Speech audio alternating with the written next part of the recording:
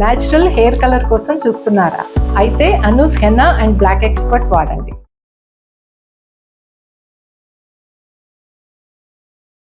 Legal advice మనతో పాటు advocate Venkateswari గారు ఉన్నారు. నమస్తే అమ్మ. హర్షిని, వనజానే తల్లి కూతుర్లు మనల్ని ఆశ్రయించారమ్మా. అంటే పెళ్ళి అనేది ప్రతి ఆడపిల్ల ఒక అందమైన కళ. విధి ఆడిన వింత నాటకంలో భర్తను కోల్పోయింది.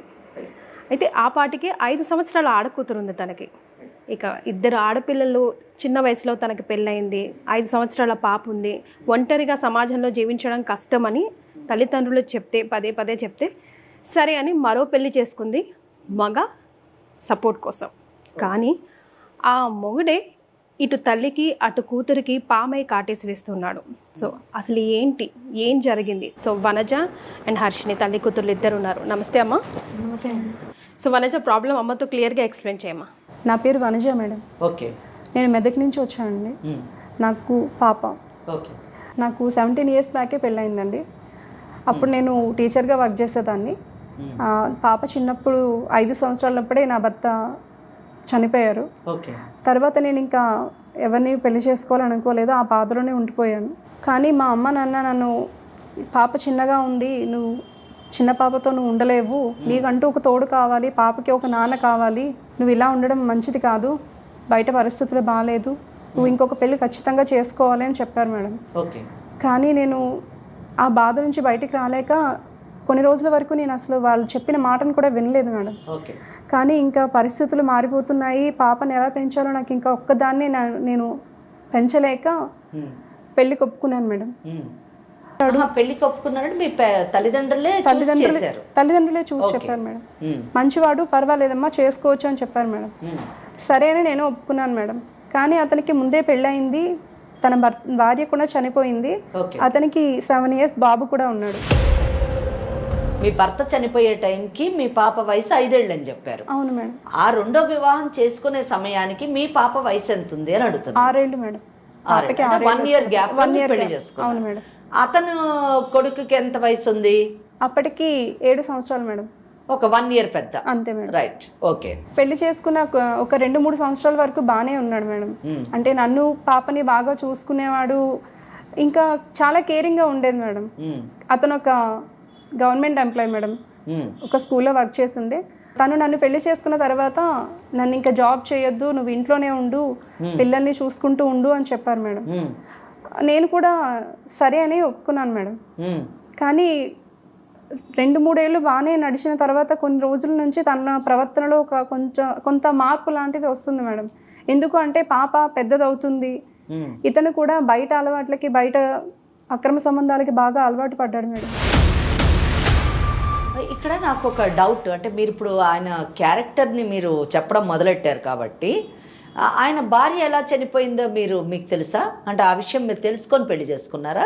లేదు మేడం, సూసైడ్ చేసుకొని చనిపోయిందని చెప్పి పెళ్లి చేశారు మేడం. ఓకే. కానీ రీజన్స్ తెలియదు మేడం. చనిపోయింది, సూసైడ్ చేసుకుంది. అంటే ఆ సూసైడ్ చేసుకోవడం వల్ల తనే ఏదో చేశాడో అని తనని పోలీస్ స్టేషన్లో కూడా పెట్టేశారు మేడం. అది కూడా తెలిసింది. కానీ ఆ అమ్మాయి ఏదో తప్పు చేసి చనిపోయింది అన్నట్టుగా నాకు చెప్పి పెళ్లి చేశారు. అలా చేశారు. కానీ తినది తప్పుందని నాకు తెలియలేదు మేడం. కానీ నాకు పెళ్ళైన కొన్ని రోజులు బాగానే ఉంది. 2-3 ఏళ్ళ తర్వాతే తన గురించి నాకు చుట్టాల ద్వారా, బయట వాళ్ళ ద్వారా కూడా తన ప్రవర్తన అలాగే ఉండొచ్చు. మీకు తెలిసేసరికి 2 ఏళ్ళు పట్టింది మేడం. ఎగ్జాక్ట్లీ 2 ఏళ్ళు పట్టింది మేడం. అతనే ఆమెను చంపేశాడని, తర్వాత అతనికి బయట అక్రమ సంబంధాలు కూడా బాగా ఉన్నాయని తెలిసింది మేడం. తర్వాత నాతో ప్రవర్తించే విధానం కూడా మారిపోయింది. అండ్ తర్వాత పాప ప్రవర్తించే విధానం మారడం అంటే ఏ విధంగా? కొట్టడం, తిట్టడమా, లేకపోతే వాట్ టైప్ ఆఫ్? అవును మేడం. అంటే నన్ను బయటికి వెళ్ళొద్దని చెప్పడం, ఉద్యోగం చెయ్యకు, నువ్వు ఎవరితోనే మాట్లాడితే బాగుండదు అని. తర్వాత ఇంట్లో జరిగే ఫంక్షన్స్ కూడా నన్ను తీసుకువెళ్ళేవాడు కాదు మేడం. ఎందుకు అంటే తన గురించి నేను ఎక్కడ చెప్పేస్తాను, తనని నేను ఎక్కడ బ్యాడ్ చేస్తాను అని చెప్పి నన్ను బయటకు అసలు రానిచ్చేవాడు కాదు. ఆల్మోస్ట్ హౌస్ అరెస్ట్ చేశారు. అంతే మేడం. ఓకే. బయటికి వెళ్ళి ఏమైనా తెచ్చుకుందామన్నా కూడా ఒప్పుకునేవాడు కాదు మేడం. ఇంకా కంప్లీట్ గా ఒక జైల్లో పెట్టేసినట్టే నా పరిస్థితి అయిపోయింది మేడం. ఓకే. పాప పెద్దదవుతుంది, తన ప్రవర్తన ఎలా ఉందంటే పాప మీద కూడా తన ప్రయత్నాలు జరుగుతున్నాయి మేడం. ప్రయత్నాలు అంటే పాప మీద చెయ్యి వేయడం, అసభ్యకరంగా ప్రవర్తించేవాడు మేడం, ఫిజికల్ గా. అవును మేడం. అప్పటి నుంచి నాకు ఇంకా చాలా భయం వేసింది మేడం. ఇతను తన దగ్గర నుంచి పాపను దూరంగా పెట్టాలి అని నేను అనుకుని ఇంకా పాపని దూరంగా తనకి నాకు అందరికీ దూరంగా హాస్టల్లోనే ఉంచేశాను. అయ్యో. కానీ నేను ఎప్పుడైతే హాస్టల్కి పంపించేసానో అప్పటి నుంచి తన హెరాస్మెంట్ ఇంకా ఎక్కువైపోయింది మేడం. మీ పట్ల? నా పట్ల. ఓకే. నువ్వెందుకు పంపించేసావు పాపని, అక్కడ ఎందుకు ఉంటుంది, నువ్వు ఇంటికే తీసుకురావాలి, ఇంట్లోనే ఉంటుంది అని అనేవాడు మేడం. కానీ అప్పటికి కూడా నాకు నచ్చేది కాదు మేడం. నా వరకు అతనికి ఆల్రెడీ బాబు ఉన్నాడు కదా, ఆ బాబుతో ఎప్పుడైనా వాళ్ళ ఫాదర్ గురించి ఏమైనా ఇన్డెప్త్ గా మాట్లాడే అవకాశం ఎప్పుడైనా మీకు వచ్చిందా? అతను ఎట్లాంటి ఫీడ్బ్యాక్ ఇచ్చాడు? బికాస్ 7 years 8 years అంటే మేబీ ఆయనకు తెలుసు కదా వాళ్ళ అమ్మాయి ఎలా చనిపోయింది, ఎట్లా మమ్మీతో బిహేవ్ చేసేవాడు అని. ఆ బాబుకి అప్పటికి కొంచెం కొద్ది గొప్ప మెచ్యూరిటీ వచ్చి ఉంటుంది కదా. అవును మేడం. బాబు బాగానే ఉండేవాడు మేడం. బాబుని కూడా నేను బాగానే చూసుకుంటే తను కూడా చెప్తూ ఉండేవాడు, మా అమ్మని ఇట్లా అనేవాడు, ఇట్లా చేసేవాడు అని. తనకి ఊహ తెలిసిన దగ్గర నుంచి నాకు చెప్తూ వస్తూ ఉండేవాడు. కానీ నాకు మొదటి భర్త చనిపోయాడు, ఇప్పుడు ఇతన్ని చేసుకున్నాను, ఇంకా నాకు వేరే ఆప్షన్ లేదు మేడం. ఎందుకంటే నేను పాపతో ఉన్నాను. ఇప్పటికీ అతనితో ఉన్నా కూడా నాకు అతనంటే ఇష్టమే మేడం. ఎందుకంటే నా పాపకి లైఫ్ ఇస్తానని నాకు ప్రామిస్ చేసి నా లైఫ్లోకి వచ్చారు. కానీ తన గురించి బయట ఎక్కడ చెప్దామన్నా తను నన్ను అన్ని వేస్లోంచి కూడా నన్ను లాక్ చేసినట్టే చేశాడు మేడం. బయటికి ఎక్కడికి వెళ్ళకూడదు, ఉండకూడదు. ఇంకా బయట వాళ్ళ దగ్గర కూడా నా గురించి తప్పుగా ప్రచారం చేయడం, ఈమె అట్లా చేస్తుంది, ఎలా చేస్తుంది అని ఇలా చెప్పడం కూడా మొదలుపెట్టాడు మేడం. సో బాబుతో మీకు ర్యాప్ బాగానే ఉంది మేడం. అబ్బాయి గురించి అడుగుతున్నారు కాబట్టి పెళ్ళై 10 సంవత్సరాలు అవుతుంది మేడం. అబ్బాయిలో ఇంతకుముందు అట్లా మార్పు లేదు మేడం, కానీ అబ్బాయి ప్రవర్తనలో కూడా మార్పు వస్తుంది. పాపను తీసుకొచ్చిన ప్రతిసారి అబ్బాయిలో ప్రవర్తన మారి తన మీద చేతులు వేయడం, అంటే ఒక అన్నలా కాకుండా తన బిహేవియర్ ఇంకొకలా ఉండేది మేడం. అది పాప కూడా నాకు వచ్చి చెప్తూ ఉండేది, అమ్మ అన్న ఇలా అంటున్నాడు, అన్న ఇట్లా చేస్తున్నాడు అని. ఇంకా నేను ఒక పక్క చూస్తే తండ్రి మేడం, ఒక పక్క చూస్తే అన్న. పాప ఎవరికి చెప్పుకోలేక నాకు చెప్తుంది, నేను ఎవరికి చెప్పుకోవాలో నాకు అర్థం కావట్లేదు మేడం. ఇప్పుడు కూడా నన్ను పాపని తీసుకురావాలి, నువ్వు ఇక్కడికి తీసుకొస్తేనే హాస్టల్లో ఉంచొద్దు, ఇంటికి తీసుకురావాలని చెప్పాడు. తీసుకురాకపోతే చంపేస్తానని కూడా బెదిరిస్తున్నాడు మేడం. ఇంక నాకు వేరే దారి లేక మీ దగ్గరకు వచ్చాను మేడం. చంపేయడం ఎవరిని? మిమ్మల్ని, మీ అమ్మాయిని కూడా? పాపని నన్ను చంపేస్తాను. Okay, very good. అంత ఈజీ చంపేయడం. మరి ఏంటంటే మొదట భార్యని సూసైడ్ చేసుకుంది అమ్మాయి. సూసైడ్ చేసుకోవడానికి ఇతనే కారణమై ఉండొచ్చు. ఆ సూసైడ్ చేసుకున్న పరిస్థితి నుంచి అతను ఆ శిక్ష నుంచి ఎలాగో తప్పించుకున్నట్టున్నాడు. కనుక ఆయనకు చాలా లా అంటే అసలు భయం అన్నది లేదు, చట్టం అంటే. సో ఇట్లా ఎవరినన్నా నాకు అనుకూలంగా నేను మార్చుకోవచ్చు, లేకపోతే చంపేయచ్చు అనేటటువంటి ధైర్యంతో అతను ఉన్నాడు. ఎటువంటి పనులైనా చేయగలను, అంటే చట్టానికి విరుద్ధమైనటువంటి ఎటువంటి పనులైనా చేయగలను అనేటువంటి ఆలోచనలో ఉన్నాడు. అయితే కీర్తి, మనం పాపతో కూడా ఒకసారి మాట్లాడదాం. ఆ అమ్మాయి తను ఏ విధంగా ఫీల్ అవుతుంది, ఎటువంటి టార్చర్ని తను ఫేస్ చేసింది, దాన్ని బట్టి ఆమెది విన్న తర్వాత మనము ఎటువంటి సొల్యూషన్ ఇవ్వాలి అన్నది మనం మాట్లాడచ్చు. హర్షిని, మీ మదరు చాలా విషయాలు మాట్లాడారు. అంటే మీరు ఇంట్లో చాలా ఇబ్బంది పడుతున్నారని, మీ ఫాదర్ వలన, తండ్రి వలన కానివ్వండి, మీ బ్రదర్, మీ అన్న వలన కానివ్వండి, చాలా సమస్యలను ఎదుర్కొంటున్నారు అని చెప్పారు. నిజంగానే అటువంటి జరిగాయా? మీరు ఎటువంటి సమస్యలను ఎదుర్కొన్నారు? మీకు ఏం కావాలని కోరుకుంటున్నారో చెప్పాలి. నాకు ఊహ తెలియనప్పుడే మా నాన్నగారు చనిపోయారండి. ఓకే. మా అమ్మ వేరే పెళ్లి చేసుకున్నారు. ఓకే. తర్వాత వచ్చిన నాన్న కూడా నన్ను బాగానే చూసుకున్నారు. అన్నయ్యని నన్ను సమానంగా చూసుకునేవారు, ఏమి తక్కువ చేసేవాళ్ళు కాదు. నాతో అన్నయ్యతో కూడా బాగా ఆడుకునేవాళ్ళు. పని నుంచి వచ్చిన తర్వాత బాగా చూసుకునేవాళ్ళు. చూసుకున్న తర్వాత ఒక 1 year 2 years తర్వాత ఏమైందో తెలియదు కానీ అన్నయ్యని నన్ను డిఫరెంట్గా చూస్తున్నారనమాట. అన్నయ్యతో ఆడొద్దు, అన్నయ్యతో ఉండొద్దు, నన్ను ఒక్కదాన్ని రూమ్ తీసుకెళ్ళి నీకు డిఫరెంట్ గేమ్స్ నేర్పిస్తాను, ఒక గేమ్ అలవాటు చేస్తాను అని చెప్పి ఒక గేమ్ ఏదో నేర్పించారు. నాకు రోజు చాక్లెట్స్ కానీ, బొమ్మలు కానీ, టాయ్స్ కానీ అన్నీ తీసుకొచ్చి ఇచ్చేవాళ్ళు.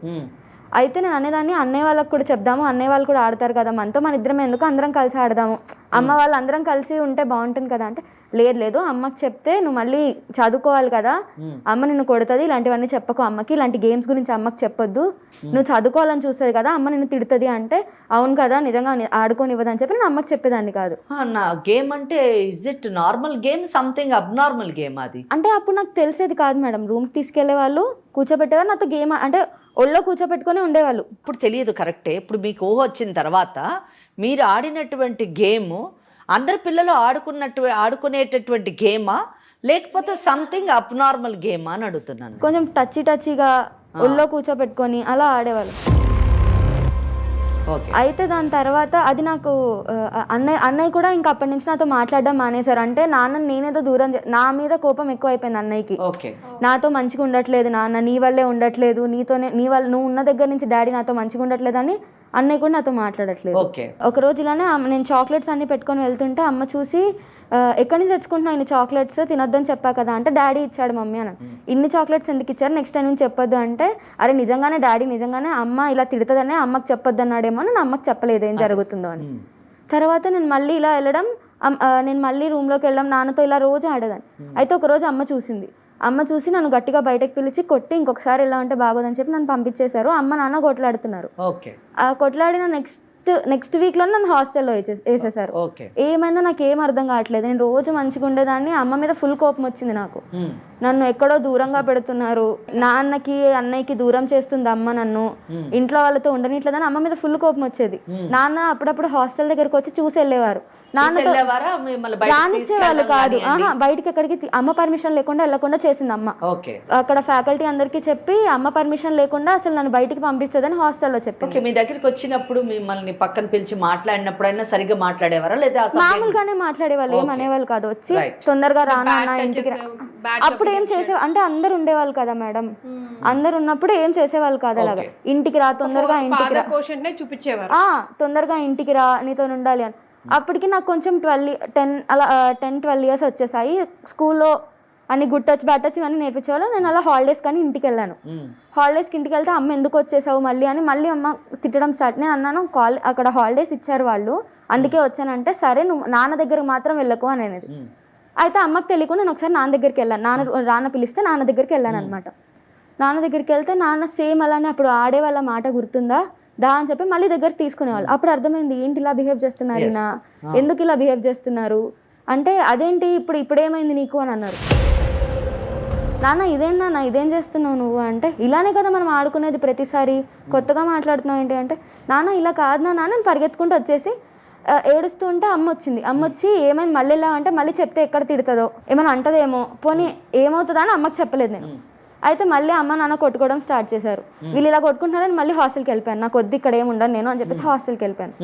ఒకసారి హాస్టల్ వెళ్ళిపోతే అమ్మ ఫోన్ చేసి, ఈ హాలిడేస్ లో మీరు వచ్చిన టైంలోని మరి మీ బ్రదర్ అక్కడే ఉండొచ్చు కదా. అన్నయ్యకి కోపం మేడం నేనంటే, అసలు మాట్లాడరు నాతో. నీ వల్ల నాన్న నాతో ఇట్లా అయిపోయిండు. నేను వెళ్ళిపోయిన తర్వాత కూడా పాపని తీసుకురా ఇదే అంటుండే అంట. అసలు కొడుకు గురించి పట్టించుకునే వాళ్ళు కాదు, మాట్లాడేవాడు కాదు, అతను మీ పట్ల కేర్ ఏం చూపించేవాళ్ళు కాదు. నెక్స్ట్ టైం నేను వచ్చేసరికి నేను భయపడిపోయి అమ్మకి చెప్పలేక అన్నకి చెప్పిన, అన్న చూడన్నా ఇలా చేస్తున్నారు నాన్న, డాడీ నాతో ఇలా చేస్తున్నాడా అని అంటే, అన్నయ్య కూడా అలానే పట్టుకొని ఏంటి ఇలా అన్నాడా అని మొత్తం అన్నయ్య కూడా అలా స్టార్ట్ చేశారు. నేను మళ్ళీ హాస్టల్కి వెళ్ళిపోయాను కదా మేడం, మా మమ్మీ ఫోన్ చేసి ఇంటికి రా అన్నది మేడం. నేను రాను అని చెప్పాను. ఏమైంది అని అంటే, అప్పుడు చెప్పాను మేడం ఇట్లా డాడీ నాతో ఇట్లా ఉన్నాడు. ఫోన్లో కాబట్టి అమ్మ ఎదురు ఉండదని భయం లేకుండా చెప్పేశాను. చెప్తే దాని తర్వాత మా అమ్మ అంది, అందుకే నేను డాడీకి దూరంగా ఉంచిన అని అన్నది మేడం. నేనేమో చిన్నప్పటి నుంచి అందరితో ఉండాలి, డాడీ కూడా లేరు, ఈ డాడీ ఉన్నారు అందరు ఉన్నారు అని అందరితో కలిసి ఉందామని అనుకుంటే ఇట్లా నన్ను దూరం పంపించేసినారు మేడం.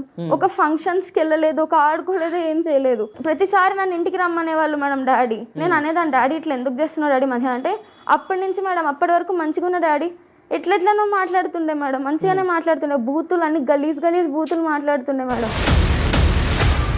అయితే దాని తర్వాత బయటకు వెళ్తుంటే బయటకు వెళ్ళనిచ్చేవాళ్ళు కాదు మేడం.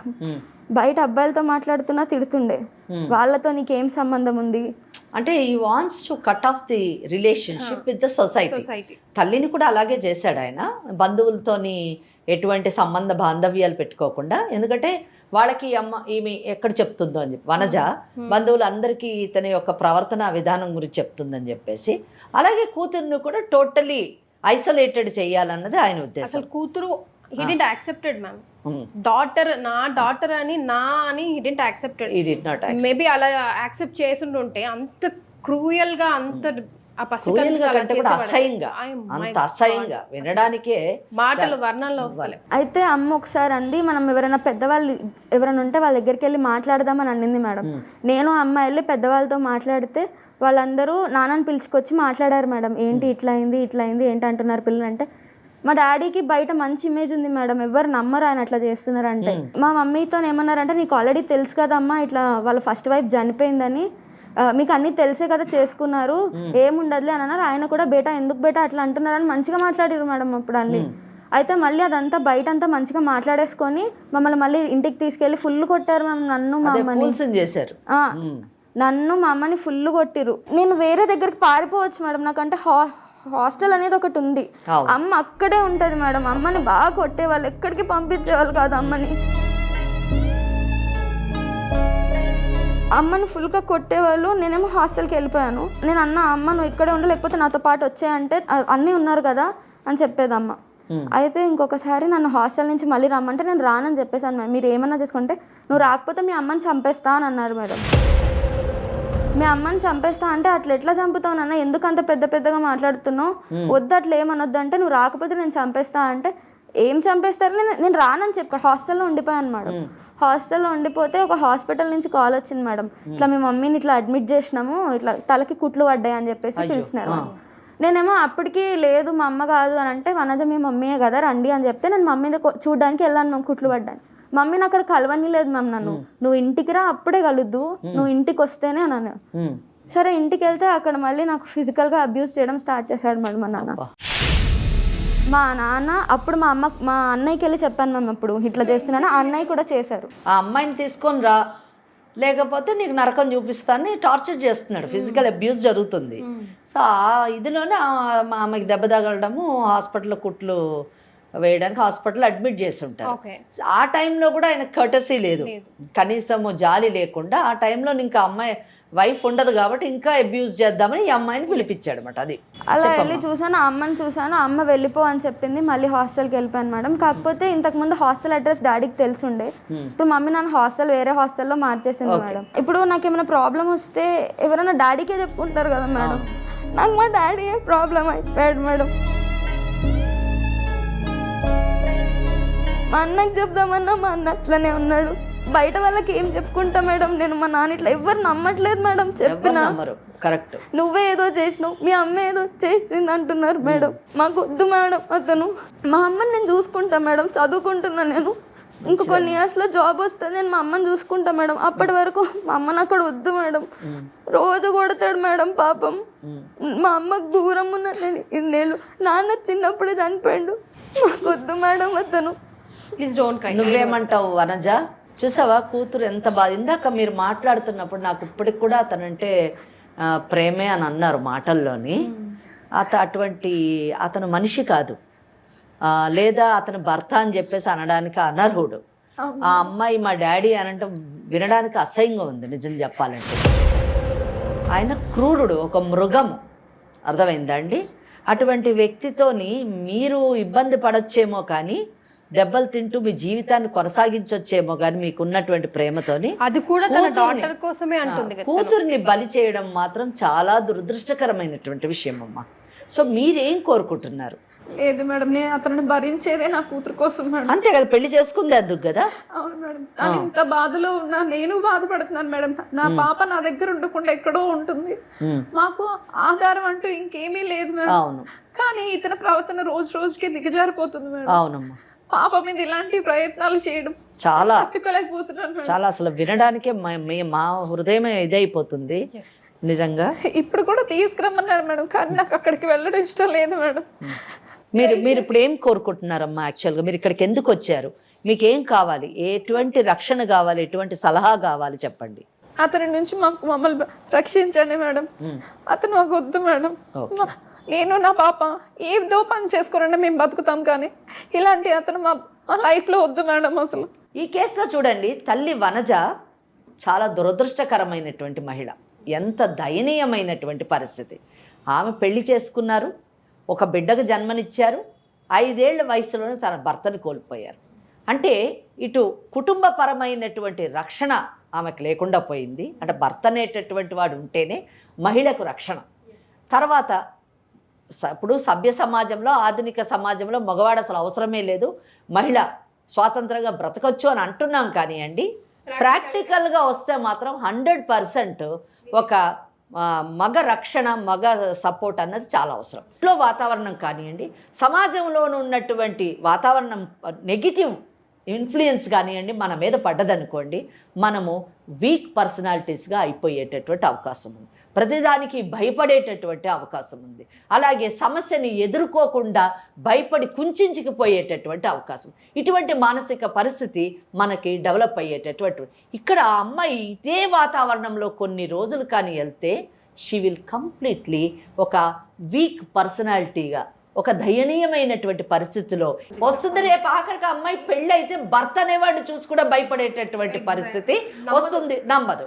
సో అటువంటి పరిస్థితి నుంచి ఈ అమ్మాయిని రక్షించాలి, ఈ అమ్మాయిని కాపాడి, ఇక్కడ ఆ అమ్మాయి పట్ల జరిగేటటువంటి అత్యాచారం నుంచి కాపాడడం కంటే ఆ అమ్మాయి మానసిక పరిస్థితి పైన జరిగేటటువంటి ప్రభావాన్ని, అత్యాచారాన్ని, ఆమె భవిష్యత్తుని కాపాడవలసినటువంటి బాధ్యత ఆ తల్లిపై ఉంది. ఈరోజు మన దగ్గరికి ఈ లీగల్ అడ్వైజ్ అనేటటువంటి సుమన్ వారు నిర్వహించేటటువంటి ఈ కార్యక్రమానికి వచ్చినటువంటి మన పైన వచ్చినటువంటి వాళ్ళని కాపాడాల్సినటువంటి బాధ్యత మన పైన ఉంది. చాలా చాలా దయనీయ పరిస్థితుల్లో, చాలా దయనీయమైనటువంటి అందుకని అసలు మిమ్మల్ని హఠాత్తున రప్పించాల్సి వచ్చింది. కీర్తి గారు, మీరు ఆ ఫాదర్తో మాట్లాడండి. నిజానికి నాకు చాలా ఆవేశంగా ఉంది. నేను ఏమాత్రం కూడా ఈ కేసులను ఉపేక్షించను, ఏమాత్రం వదిలేటటువంటి లేదు. ఎందుకంటే మనం కొన్ని కేసులు చూస్తుంటాం, కొన్ని తప్పులు చేస్తూ ఉంటారు, ఆ తప్పుల్ని సరిదిద్దేటటువంటి కౌన్సిలింగ్ అవన్నీ చేస్తుంటాం, క్షమిస్తూ ఉంటాం. కానీ ఇటువంటి వ్యక్తులను మాత్రం క్షమించేటటువంటి అవకాశం లేదు. క్షమిస్తే వీళ్ళు ఇంకా చాలామంది జీవితాలతోని ఆడుకుంటారు. సమాజం ఇటువంటి వ్యక్తులతోని నిండిపోకూడదు. ఎందుకంటే ఆల్రెడీ ఆయన భార్య సూసైడ్ చేసుకుంటే ఆయన చాలా క్లీన్గా బయటకు వచ్చాడు, అందుకే ఆయనకు చాలా ధైర్యం వచ్చింది. ఇంకొక 2 ఆడపిల్లల్ని చంపడానికి కూడా సిద్ధమవుతున్నాడు. కనుక ప్లీజ్ మీరు మాట్లాడండి. తర్వాత నేను ఇతన్ని ఏం చెయ్యాలి, ఏ విధంగా ఇతనికి శిక్ష వేయాలి, ఏ విధంగా బుద్ధి చెప్పాలి అన్నది చట్ట పరిధిలోనే నేను మీకు చెప్తాను. షూర్ మా. సో కాల్ చేద్దామా? ఇంతకు పేరు? Srinivas madam. Srinivas. Okay.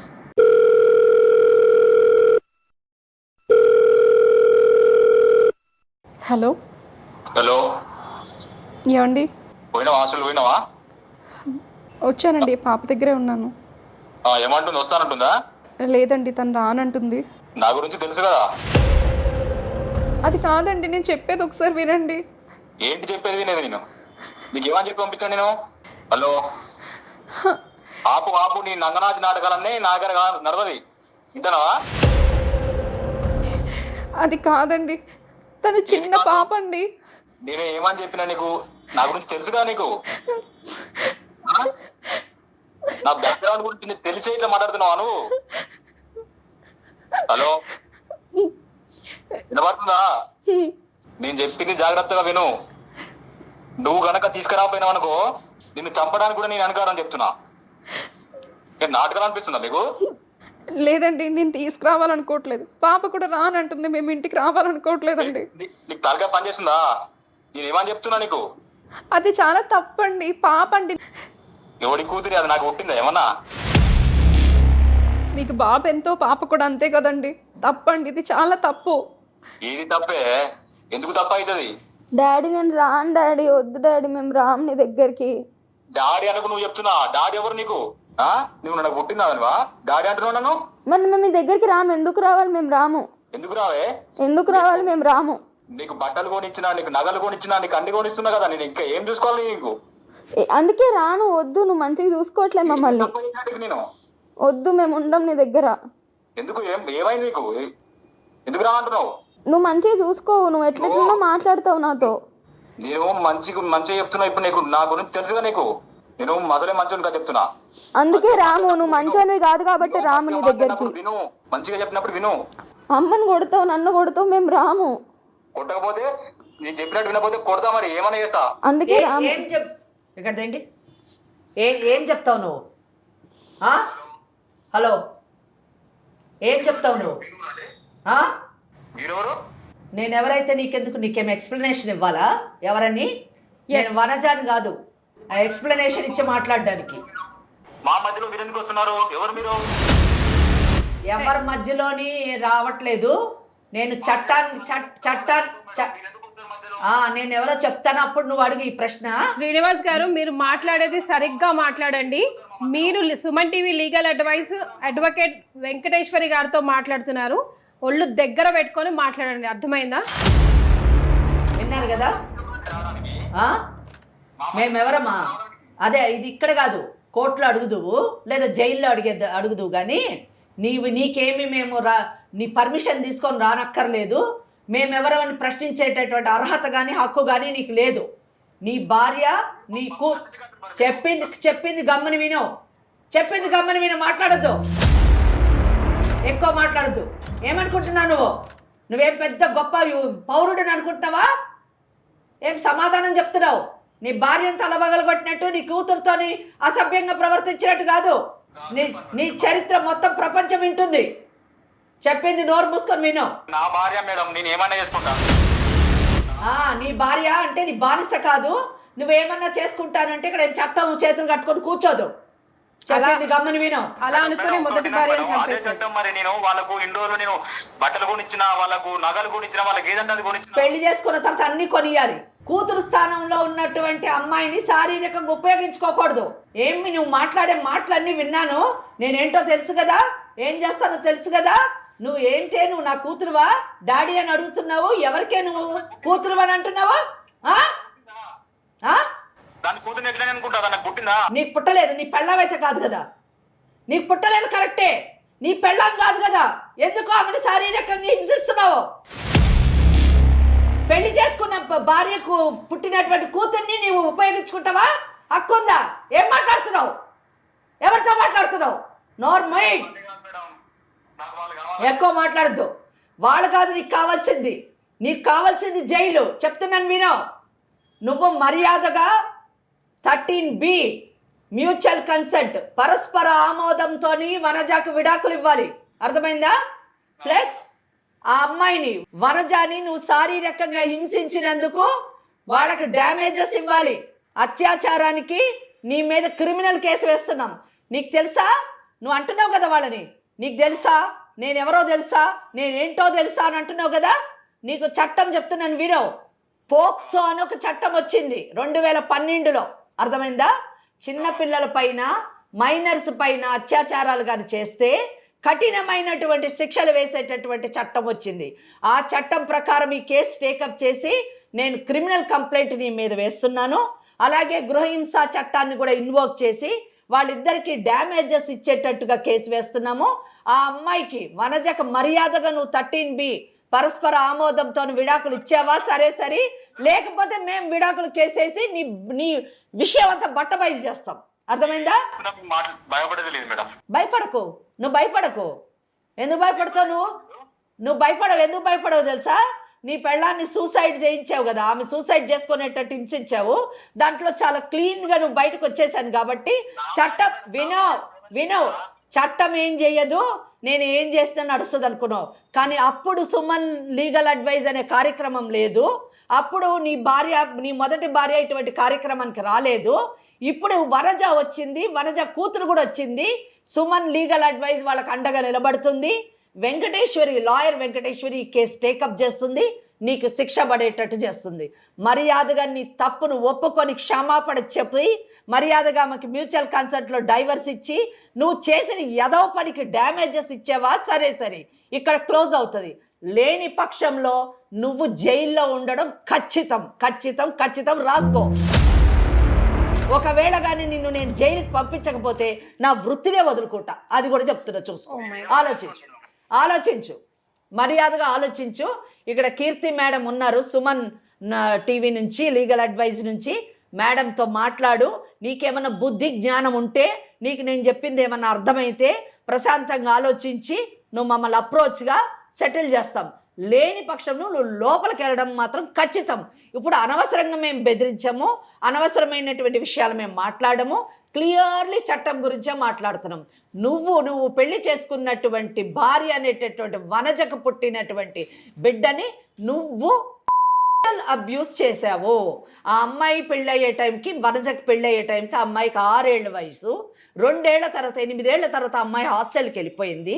Total ఆమె 16 ఇయర్స్ ఏజ్ లోపల వస్తుంది. పోక్సో యాక్ట్ నీకు వర్తిస్తుంది. ఉద్యోగం ఉందనే చేసుకున్న పెళ్లి. నీకు ఆ గవర్నమెంట్ ఉద్యోగం కూడా ఉడుతుంది. ఆ గవర్నమెంట్ ఉద్యోగం ఫస్ట్ ఉడుతుంది.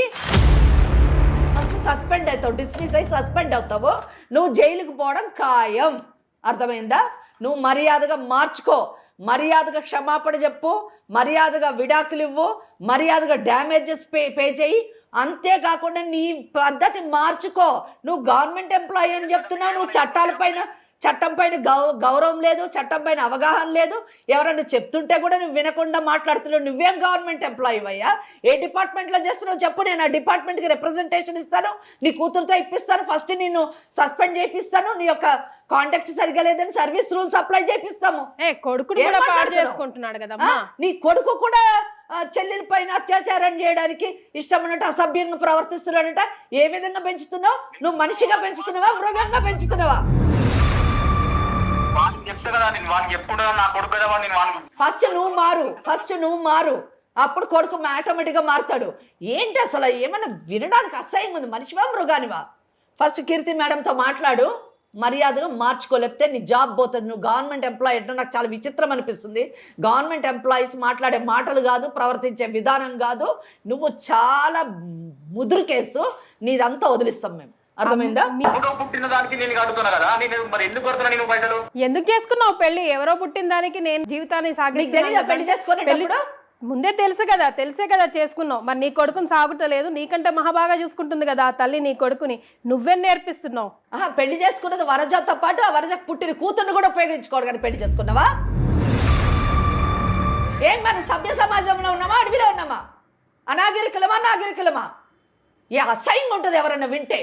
కన్నా ఆ కూతుర్ని, ఎవరో వనజకు పుట్టినటువంటి కూతుర్ని, నీ కూతురు లాంటిది, నీ కొడుకుతో సమానంగా చూసుకోవాల్సిన పిల్ల పైన నువ్వు అసభ్యంగా ప్రవర్తిస్తావు. ఇంకా మాట్లాడుతున్నాడు. ఇంకా అసలు ఏమాత్రం అసలు వాళ్ళు చెప్పింది అబద్ధం అని అనుకుంటే నీ ఫోన్ కాల్ వింటే నువ్వేమంటావు?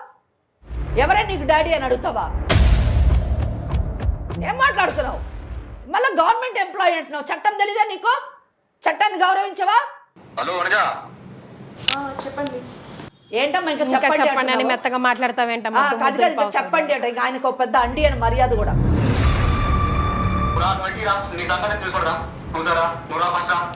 ఆమె రాదు, నువ్వు రా. కోర్టులో మాట్లాడుకుందాం. డబ్బులు ఇప్పిస్తాన్నావు కదా. లేదు మేడం, ఇంటికి వెళ్తే కొడతాడు మేడం. మీరు వెళ్ళొద్దు. నేను ఇప్పుడు అన్ని కేసులు చెప్పాను కదా, ఆ కేసులన్నీ ఫైల్ చేయండి. కోర్టుకు వస్తాడు, ఆయన మీ డబ్బులు తీసుకుంటా అంటున్నాడు. ఆయన డబ్బులు తీసుకుంటాడో, మీకు డబ్బులు ఇస్తాడో, జైలుకు పోతాడో చట్టం నిర్ణయిస్తుంది. నేను చెప్తున్నాను కదా కీర్తి, ఈ పిల్లలు చాలా మంది ఈరోజు సమాజంలో నోరు లేని పసివాళ్ళు. ఇంకా ఈ అమ్మాయినో ఆల్మోస్ట్ 16 ఇయర్స్ ఉంది, కానీ చిన్నప్పటి నుంచి కూడా అబ్యూస్కి లోన్ అవుతుంది, సెక్షువల్ అబ్యూస్కి. ఇంకా నోట్లో మాట. అందుకే కదా స్కూల్స్లోని గుడ్ టచ్ అని, బ్యాడ్ టచ్ అని ఇలా ఎన్నో నేర్పిస్తూ ఉన్నారు. అవగాహన తీసుకొస్తున్నారు పిల్లల్ని ఇటువంటి వాటి నుంచి రక్షించడానికి. అయినా కూడా ఈ మృగాలు అనేటటువంటి వాళ్ళు పిల్లల పైన, మన బిడ్డలను మనం ఎంత ప్రేమగా చూసుకుంటామండి, హక్కును చేర్చుకుంటాం. వాళ్ళకి చిన్న దెబ్బ తగిలినా కూడా మనం తట్టుకోలేము. అటువంటిది ఎవడో మృగం లాంటి వాడు మన బిడ్డల మీద పడి అత్యాచారం చేస్తుంటే ఏ తల్లి హృదయం ఊరుకుంటుంది చెప్పండి? ఎంత కలకలలాడుతుందండి. అది ఇమాజిన్ చేసుకుంటేనే అసలు ఎంత బర్న్ అవుతుంటది నిజంగా. అటువంటిది నేను ఎంత మంచిగా చెప్తూ ఉంటే అసలు సారీ అన్న ఫీలింగ్ కూడా లేదు. నేను అసలు ఎఫెక్టే లేదు మనిషికి. ఎక్కడ వచ్చిందంటే ఫోన్లో మాట్లాడుతుంటే ఆ అమ్మ ఇంకా కూడా డాడీ అంటే, ఎవడే నీకు డాడీ అంటున్నాడు, తీసుకురా. ఏంటండి ఇది? అసలు ఏమన్నా అర్థం ఉందా? చాలా తప్పండి. నా ఈ ఎపిసోడ్ చూస్తున్నటువంటి ప్రేక్షకులకు కూడా నేను చెప్తున్నాను, మీ పసివాడిని, మీ బిడ్డల్ని సమాజంలో ఉన్నటువంటి ఇటువంటి మృగాల నుంచి కాపాడుకోండి. ఒకవేళ ఇటువంటి పరిస్థితి కానీ మీ దృష్టికి వస్తే, మనం చూస్తున్నామండి స్కూల్స్లోని ఇలా జరుగుతున్నాయి, అలా మీకంటూ ఒక యాక్ట్ వచ్చింది, పోక్సో అనేటటువంటి యాక్ట్ 2012లోని తీసుకొని రావడం జరిగింది. ఈ చట్టాన్ని పిల్లల పైన జరిగేటటువంటి అత్యాచారాలు కానివ్వండి, సెక్షువల్ అబ్యూస్ కానివ్వండి, ఇవన్నిటి నుంచి కూడా కాపాడడానికి మీరు ఉపయోగించాలి. తగినటువంటి బుద్ధి చెప్పాలి. చట్టం ద్వారా తగిన బుద్ధి చెప్పి ఇటువంటి వాళ్ళు వీలైనంత, చూడండి భయం అన్నది లేదు. అసలు పిల్లల్ని చూస్తేనే భయపడేటటువంటి పరిస్థితికి రావాలి ఇటువంటి వాళ్ళకి. తీసుకునే విధంగా మనము చట్టాన్ని ఉపయోగించుకుంటేనే కానీ ఈ దేశంలోని పిల్లలకి రక్షణ ఉండదు. కనుక 100% వీళ్ళు ఆ చట్టాన్ని ఇన్వోక్ చేయాలి. అలాగే ఈ అమ్మాయి విడాకులకు మర్యాదగా మ్యూచువల్ కన్సెంట్లో వచ్చాడా సరే, లేని పక్షంలో సెక్షన్ 13B అన్నది mutual consent of Hindu marriage act. అదే ఒకవేళ వాడు రాలేదనుకోండి, సెక్షన్ 13(1)(1)A క్రూయాలిటీ, హింస అనే గ్రౌండ్ తీసుకొని ఈ అమ్మాయి విడాకులకు వేసుకోవచ్చు. ఆ విడాకుల్లోని ఈ అమ్మాయి మెయింటెనెన్స్, తనకి మెయింటెనెన్స్ అడగొచ్చు. అలాగే డొమెస్టిక్ వైలెన్స్ యాక్ట్లోని డ్యామేజెస్ కూడా అడగొచ్చండి. ఎందుకంటే వాళ్ళ జీవితాన్ని అంతా నాశనం చేశాడండి. మానసికంగా, శారీరకంగా వాళ్ళు అన్ని విధాలా కుంగిపోయేటటువంటి పరిస్థితికి తీసుకొచ్చాడు. కాబట్టి ఆయన పట్ల 100% ఉపేక్షించకూడదు, క్షమించకూడదు. చట్టాన్ని వీళ్ళు ఇన్వోక్ చేయాలి. అమ్మ మరి బెదిరిస్తూ ఉన్నాడు, ఇంటికి వెళ్ళడానికి కూడా భయపడుతున్నారు. మరి వేరే ఆల్టర్నేట్ అరేంజ్మెంట్స్ చేసుకున్నారో లేదో కూడా తెలియదు. సో ఒక్కటి ఏంటంటే వనజ మాట్లాడేటప్పుడు చాలా చక్కగా చెప్పింది, నాకు అది నచ్చింది. ఆయన మాకు అవసరం లేదు మేడం, ఏదో చేసుకొని మేమిద్దరం బ్రతుకుతాం, మేమిద్దరం సంపాదించుకొని నేను ఏదో విధంగా సంపాదించి నా బిడ్డను నేను పెంచుకుంటాను అని చెప్పింది. వాళ్ళు ఆ ఇంటికి వెళ్ళాల్సిన అవసరం లేదు. వాళ్ళ తల్లిదండ్రులు ఉన్నారు, అక్కడికి వెళ్ళి కొద్ది కాలం ఉండి ఏదో విధంగా ఆర్థికంగా నిలదొక్కుని ఈ కేసులు కూడా వేసి వాడికి బుద్ధి చెప్పండి. ఒకవేళ అక్కడికి వచ్చి ఏమన్నా న్యూసెన్స్ కానీ చేస్తే దగ్గర ఉన్నటువంటి పోలీస్ స్టేషన్కి వెళ్ళి ఇమీడియట్గా కంప్లైంట్ ఇవ్వండి. ఓకేనమ్మా? విన్నారు కదా. సో లీగల్ అడ్వైస్ అమ్మ ఎలాగో మీతో ఉన్నారు. You'll get your judgement, right? Thank you so much. Thank you madam. Thank you so much అమ్మా.